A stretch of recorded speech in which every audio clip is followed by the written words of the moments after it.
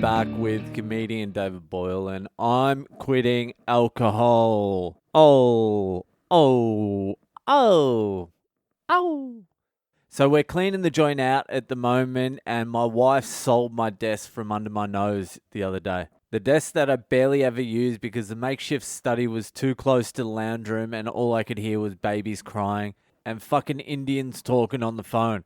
So I could never concentrate in there. So I never used it, so it just basically became a storeroom. But when I moved out the desk, I just took everything off it and just threw it on the ground. So I was sifting through the fucking debris today, and I stumbled across the old DVD of my police interview from when I was arrested on mushrooms in 2013. And I hadn't watched it in like 8 years. I watched it a couple of weeks after I got arrested.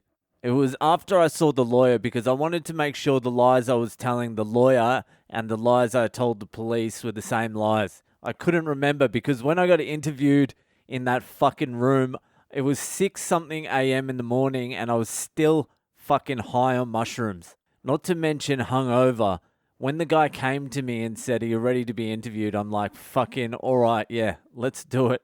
I just want to get the fuck out of here and into my cozy bed. But I remember when I went to go watch it back in the day, I could barely get like 5 minutes through it. It's hard watching yourself in those fucking situations.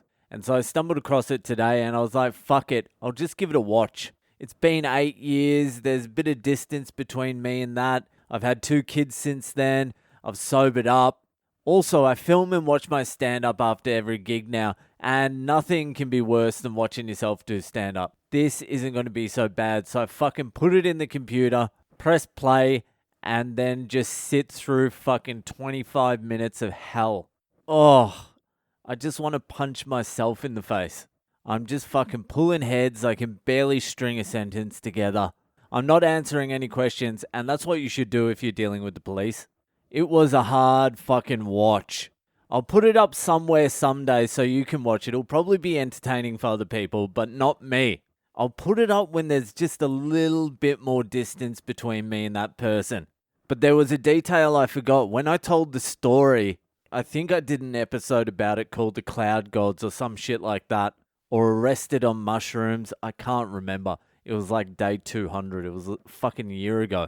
But when I told the story, I said that the cops found me in the middle of the road, lying on the ground, frothing at the mouth. But in the interview, they said they found me leaning up against the fence. And then I remembered I was lying in the middle of the road, and I looked up to scream at the cloud gods. And in the distance, because it was a long straight road, I saw headlights, and I'm like, fuck, I better get up. And as I stood up, I'm like, fuck, imagine this is the police. So I lean up against the fence, looking all casual and shit.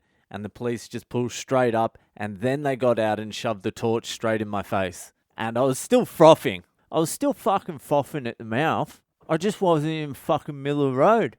It's real hard to watch that shit though, but I'm glad I watched it because I have no fucking interest in being in any of those types of situations again. I was just looking at myself, pulling faces. I hope I don't pull the same faces as I did back then.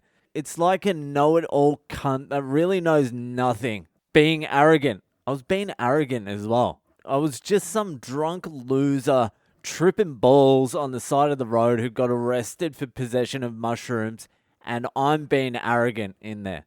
For some reason, I'm being arrogant. That unfounded arrogance got me into a lot of fucking trouble.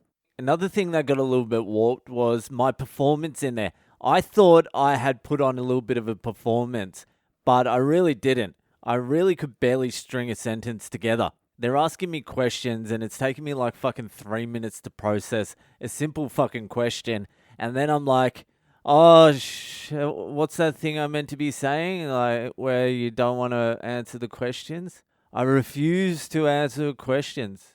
And then I just kept on saying that. What's that thing again? Where I'm like, oh my God, I just want to fucking take the police's baton out of his holster and just start beating that fucking guy in the side of the head. It must take some real restraint for police officers not to just beat everyone up who comes in. I would be turning off the cameras and beating every cunt that walks in. I would need a new nightstick every 3 weeks. This one's broken. God, fuck me, I don't want to go back there though. By back there, I mean my old self, who is still in there somewhere. I'm just repressing the fuck out of him. I'm trying to integrate him into other parts of my life, healthily. I also mean my 20s. Fuck that. Not interested. I am not interested at all in going back in time. No nostalgia here. I also mean back into trouble with the police every couple of fucking years. I also mean going back to being some arrogant fucking loser. It's alright to be arrogant if you're humble, but there is nothing more gross than like an arrogant loser. Ugh. It's just fucking gross. That was 8 years ago. It feels like a fucking lifetime ago, but really, that person has really only recently disappeared. Well, not even entirely disappeared. Just isn't completely overwhelmingly me anymore.